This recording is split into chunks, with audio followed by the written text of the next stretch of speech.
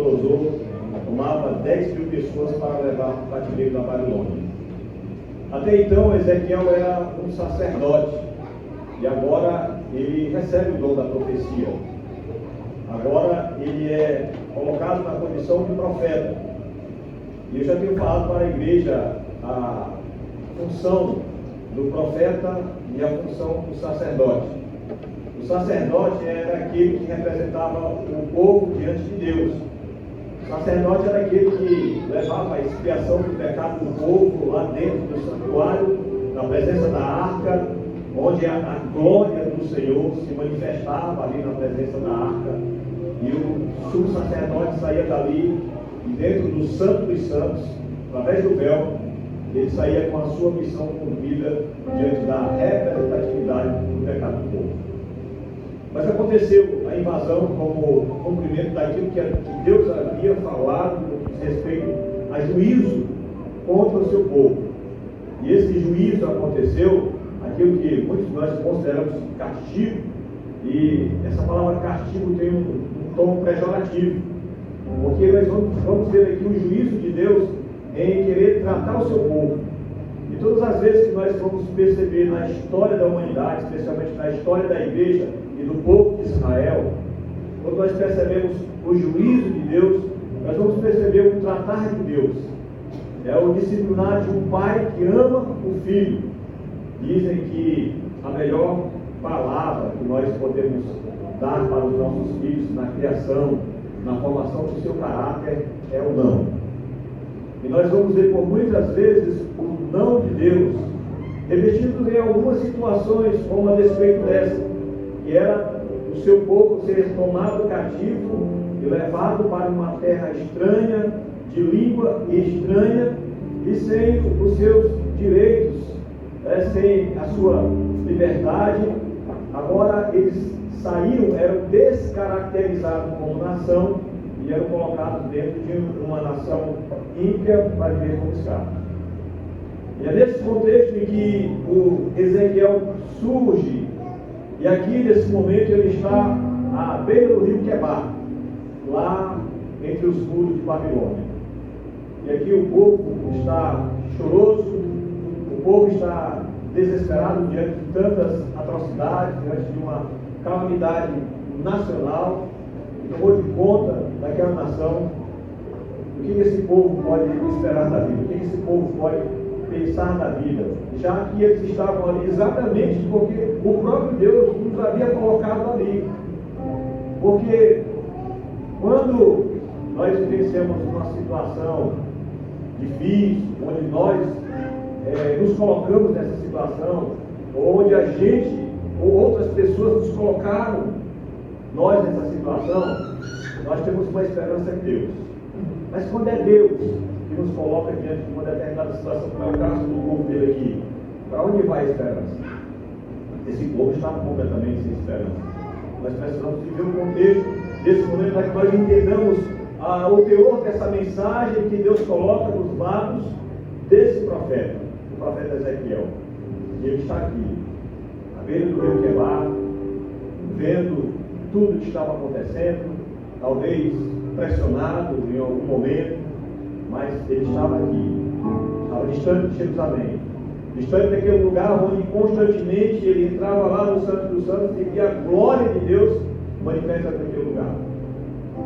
Mas aqui, no final do livro de Ezequiel, capítulo 37, nós temos uma mensagem que começa dizendo assim: a mão do Senhor veio sobre mim, e o Espírito do Senhor me levou a um vale cheio de ossos, e me conduziu por entre os ossos que cobriam o fundo do vale, espalhados por toda a parte e completamente secos.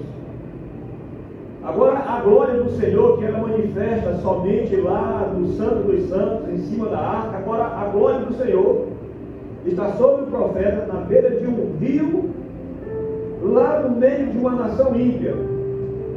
E é algo que com certeza no primeiro momento choca o profeta, porque isso não era comum acontecer, ou isso não era para acontecer. Mas o templo já havia sido profanado. O próprio povo já havia se corrompido. Então, aquelas particularidades de Deus para com o seu povo, exclusivamente, o próprio povo abriu mão disso. E Deus agora aparece com a sua glória para o profeta à beira desse rio. E traz uma visão para ele. Mostra para ele um vale de ossos secos. E o que é interessante, agora Deus leva ele me conduziu, diz o versículo 2. Ele me conduziu por entre os ossos que cobriam o fundo do vale, espalhados por toda parte, completamente secos. Deus leva ele para um passeio. O vale, nós sabemos que é um espaço entre duas montanhas, ou um local extenso e descampado, uma planície. E aí Deus leva o profeta para esse lugar e não somente mostra para ele, mas também leva ele para caminhar no meio dos ossos. Imagina a cena de alguém caminhando num cemitério a céu aberto. Você olha para um lado, vê osso, olha para o outro lado, só vê ossos, esqueletos de pessoas, de seres humanos. Para que a pessoa chegue a esse processo de que seus ossos fiquem sequíssimos, é necessário alguns anos. E diga-se de passagem, mais de 10 anos para que isso venha a acontecer. Deus leva o profeta para uma situação como essa, para uma visão como essa, e a situação é de completo desespero, de completa desesperança. E ao primeiro momento ele sem entender aquilo que estava acontecendo, porque a pedagogia de Deus, ela é interessante. Quando Deus quer nos ensinar alguma coisa, Ele não aceita desculpas para que nós não aprendamos. Ele deixa muito claro. Nós podemos até fazer vista grossa para aquilo que Deus está mostrando para nós, para aquilo que Deus está revelando para nós. Nós criamos uma resistência por causa de algumas situações nossa própria, mas aqui Deus leva o profeta a um vale de ossos secos. É como se Deus pegasse na sua mão, por exemplo, fazendo uma má comparação, mas sério, é como se Deus pegasse na sua mão e botasse você para caminhar nos corredores desta igreja, por entre os bancos, você pudesse olhar nos corredores dessa igreja, nesses bancos, várias pessoas mortas, detalhe, vários esqueletos de pessoas mortas. O que você pensaria dessa situação? Talvez a sua fala, o seu pensamento fosse isso: meu Deus, que culto é esse? Isso é um culto? Isso é um povo? Isso é uma congregação? Isso é o exército do Senhor? O que é isso? O seu pensamento ia fazer vários questionamentos. Você poderia pensar tudo acerca dos ossos secos, dos esqueletos, mas jamais você imaginaria que você estivesse dentro de uma igreja no momento de culto. É como se você fosse, Deus pegasse você pelo braço, pela sua mão e conduzisse você no meio da sua família e mostrasse para você o cadáver, o esqueleto de todos os seus familiares, botasse você para caminhar no meio dos seus familiares. Você olhava para um lado, olhava lá um esqueleto, olhava para outro esqueleto. É como se Deus levasse você para o seu ambiente de trabalho, quando você chegasse mãos dadas com o próprio Deus. E aqui Deus acompanhando mais, para que Deus não deseja provocar terror em nenhum de nós. Porque ao mesmo tempo que Deus mostra uma cena tão deprimente, ao mesmo tempo Deus está segurando na mão do profeta. É como se ele levasse você para o seu ambiente de trabalho. Você chegasse no seu ambiente de trabalho, segurado na mão de Deus e olhasse para o seu ambiente de trabalho e visse vários esqueletos. É como se Deus levasse você na sua vizinhança, aqueles vizinhos com quem você tanto se relaciona. Deus segurando na sua mão, andaria pelas ruas do seu bairro, do seu quarteirão, da sua comunidade, e mostrasse para você vários esqueletos de detalhe, esqueletos com seus ossos sequíssimos. O que você pensaria disso? Você olharia num momento como esse, que Deus levaria você para o meio da sua família e entenderia isso como uma família? Você consideraria isso uma família? Deus levando você ao seu ambiente de trabalho, você olharia para esse momento e perceberia isso um ambiente de trabalho? Na sua vizinhança, Deus levando você para esses locais, você poderia perceber, fazer a leitura de que ali é uma comunidade. Deus leva o profeta para um momento como esse. E nós precisamos, em alguns momentos, viver a cena. Não somente fazermos uma leitura do que está acontecendo, mas também fazermos uma introspecção, fecharmos os olhos e imaginarmos isso acontecendo.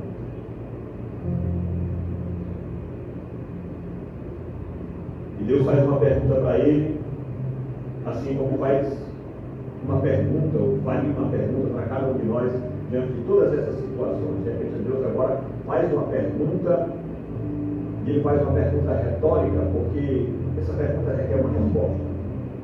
Ele faz uma pergunta para aquele profeta, assim como faz para você também. Filho do homem, acaso esses ossos podem voltar a viver? Essa igreja pode voltar a ser igreja diante dessa situação? Essa família pode voltar a ser família diante dessa situação? Esse ambiente de trabalho pode voltar a ser um ambiente de trabalho diante dessa situação? Esta comunidade um dia poderá ser considerada comunidade novamente diante dessa situação? O Senhor Deus faz essa pergunta para você. E o que é interessante, nós vamos perceber aqui, especificamente nesse texto, o que precede o milagre. O que precede o milagre. Bem, de acordo com essa leitura que nós estamos fazendo, nós podemos ter esse entendimento. E o segredo disso está exatamente, não na pergunta que Deus faz para ele, mas na resposta que ele dá para o Senhor. O que ele responde para o Senhor? Respondi, ó Senhor. Primeiro, trate Deus com muita reverência, tratemos o Senhor com muita reverência, com muito respeito e com muita autoridade, porque na hora do caos, do desespero, nós já entramos direto ao assunto e já exigimos de Deus sem o tratá-lo com a devida honra, com a devida adoração, com o devido louvor. Nós nos precipitamos no nosso pedido, nas nossas colocações. E a resposta dele é: ó soberano Senhor, só tu o sabes. E nós percebemos que ele não foi precipitado na sua resposta. E começaram a apontar o dedo. Eu sabia.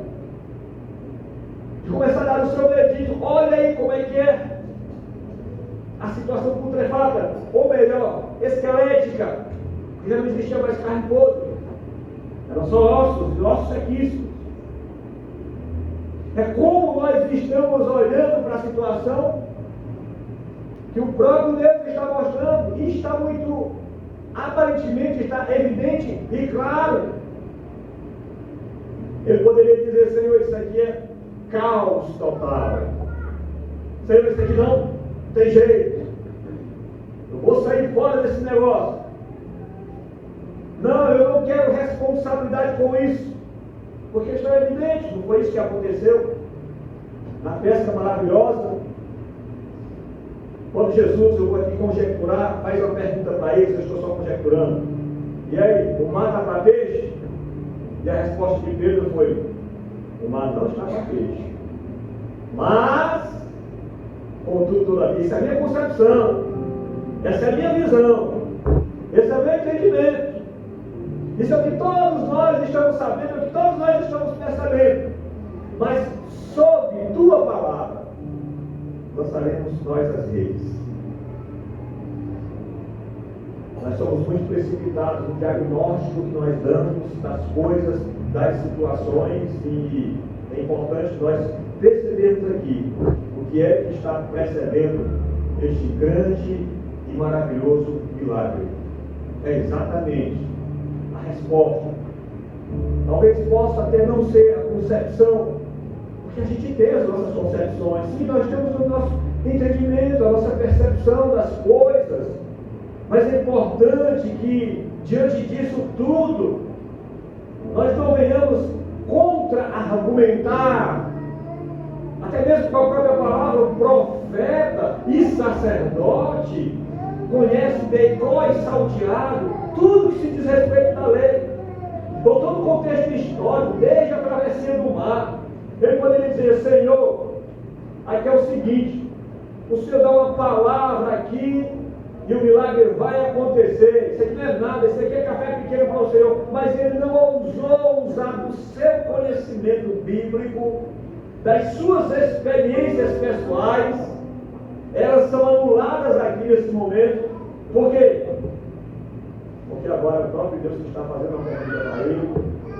E quando nós anulamos quem somos diante do Senhor, é óbvio que Deus vai aparecer. Está dando lugar ao Senhor diante dessa situação. E um entendimento, uma lição que fica aqui para nós, é que nós não nos precipitemos, porque isso aqui é algo de Deus, é coisa de Deus. Nós não podemos nos precipitar com aquilo que é de Deus.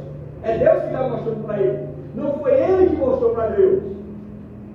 É um negócio de Deus, é Deus que está mostrando para ele. Talvez Deus tenha dado para você a facilidade de perceber, sim, o vários nossos feitos, mas não para você considerar os nossos serviços, mas não para você considerar perda, destruição, acabou, não tem mais jeito. Deus te deu uma visão privilegiada. Deus deu uma visão privilegiada para aquele homem.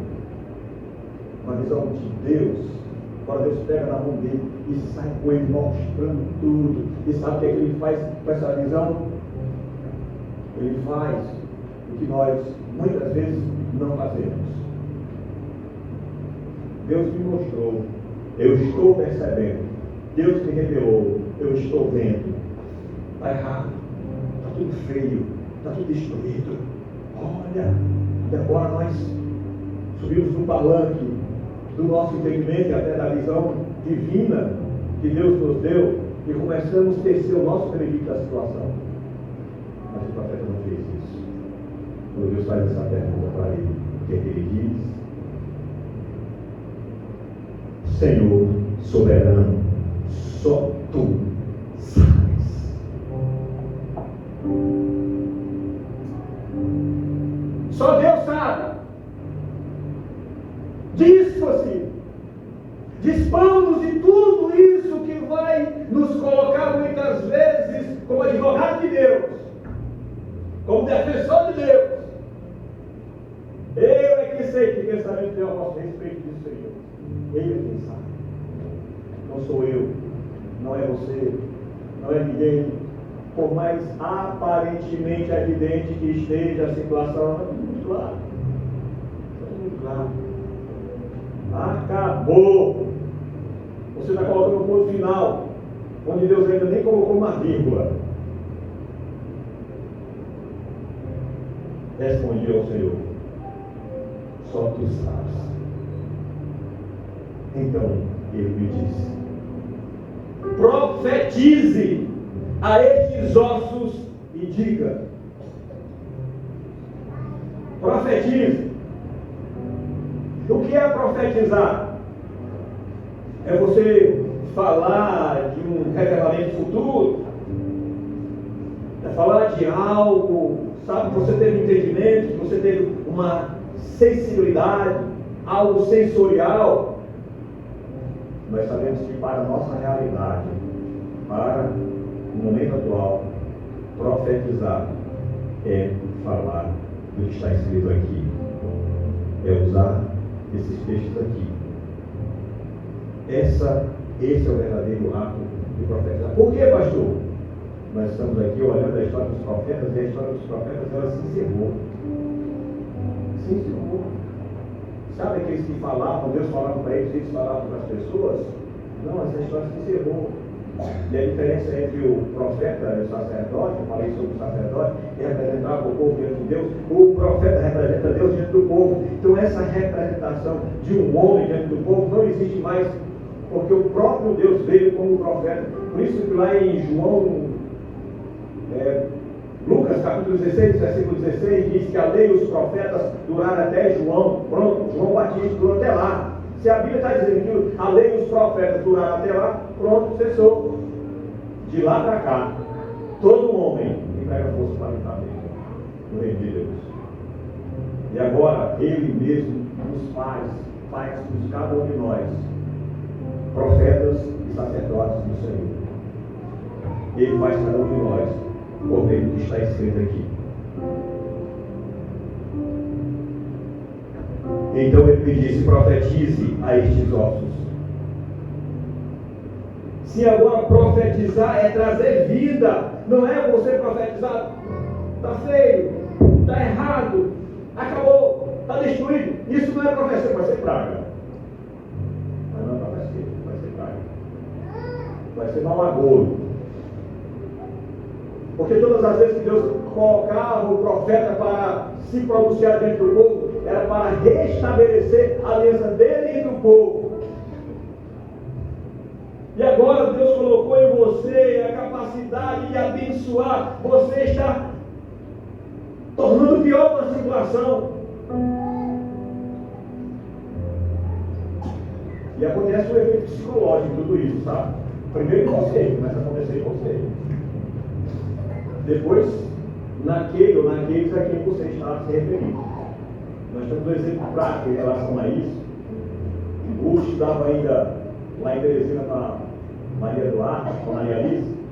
E a história é mais ou menos assim: eles saíram para uma churrascaria e foram lá no momento da refeição e tal. E de repente, o pessoal olha para a mão dele e disse: minha mão está verde. Né? E aí as outras pessoas olharam: realmente está verde. A mão começou a amarelar. Né? E agora o homem começou a entrar em pânico e tudo, e correu de à tarde da noite, com muita dificuldade, foram nas UPAs de Teresina, lá, mais distante do lugar onde eles estavam. Aí chegou lá, o médico foi atender ele, olhou as mãos dele, falou lá, minha as mãos, foi o resto da história. Ele foi lavar as mãos. A tinta da calça que estava nas mãos dele, a tinta da calça. Mas até eu descobri isso, as pessoas que estavam com ele já tinham matado ele. Deus não colocou palavras na sua boca, Deus não está colocando profecia na sua boca para você sepultar, para você enterrar o que já está comprovado, que já está enterrado. Não! A nossa fala é para levantar, a nossa fala é para edificar. Tu sabes, Senhor, eu estou fora desse negócio. Esse negócio é um negócio teu, é o Senhor que sabe de todas as coisas.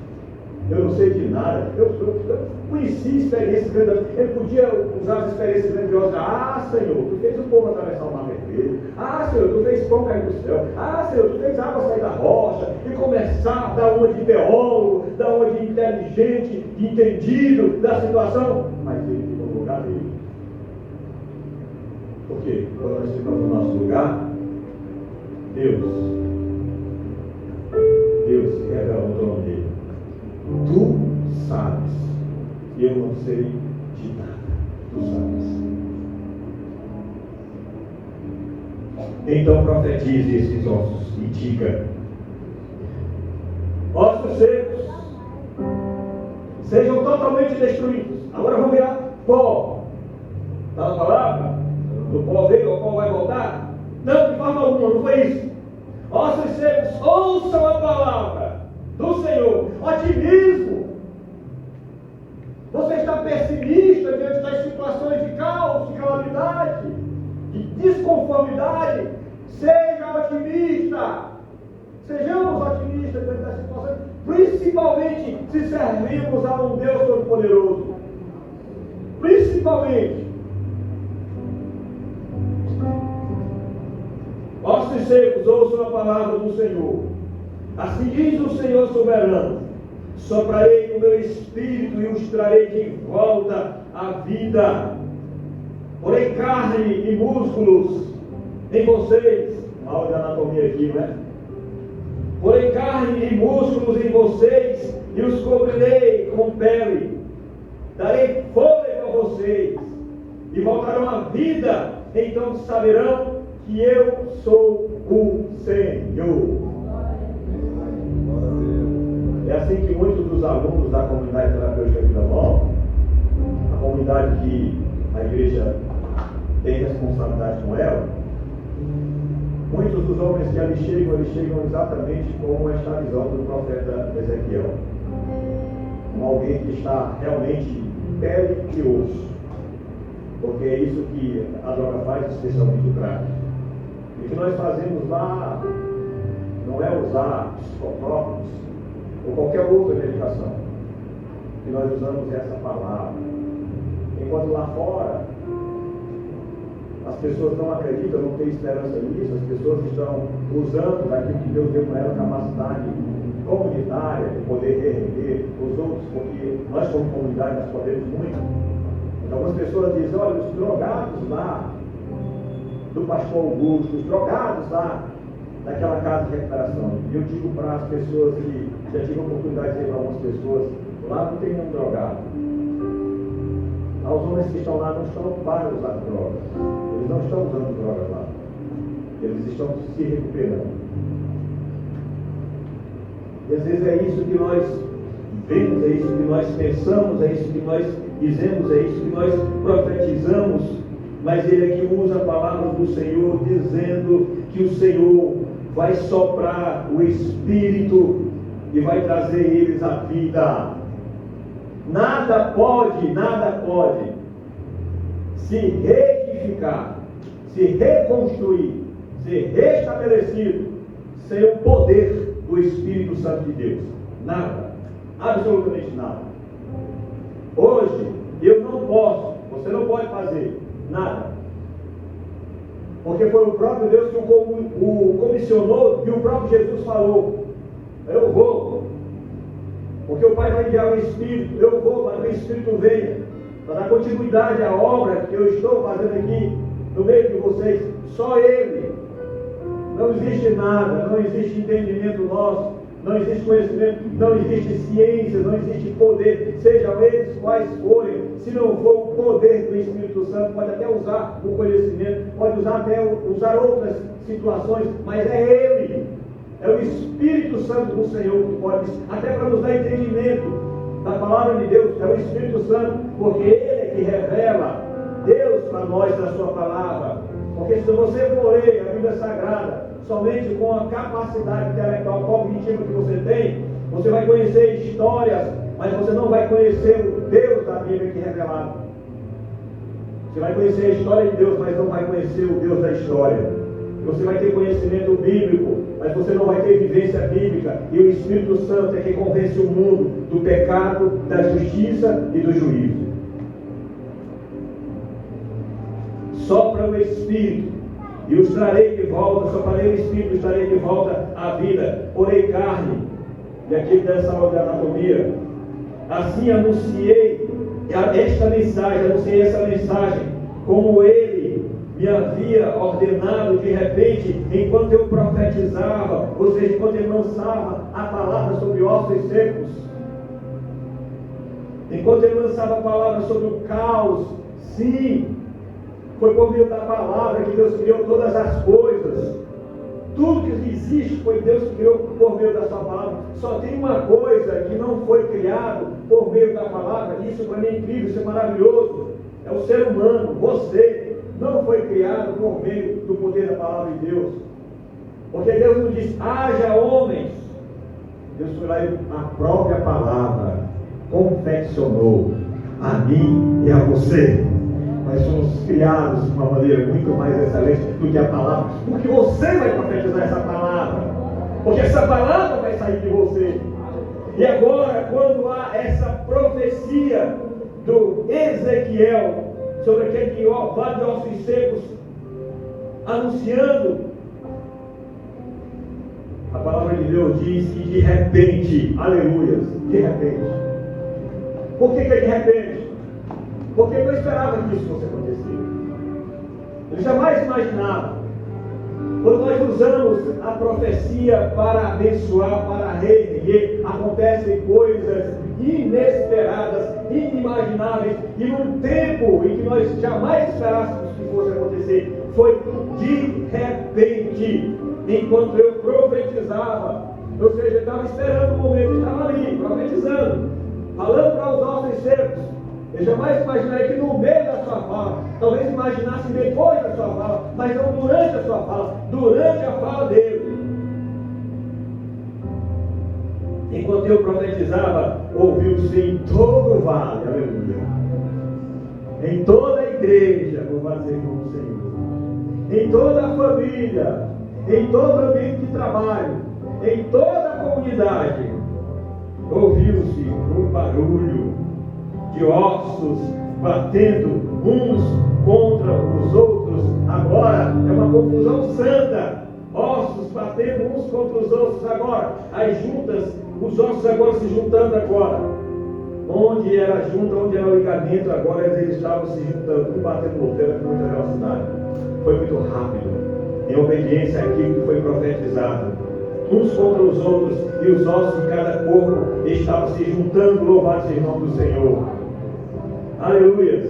Então, enquanto eu observava, músculos e carnes se formavam sobre os ossos, louvado seja o nome do Senhor.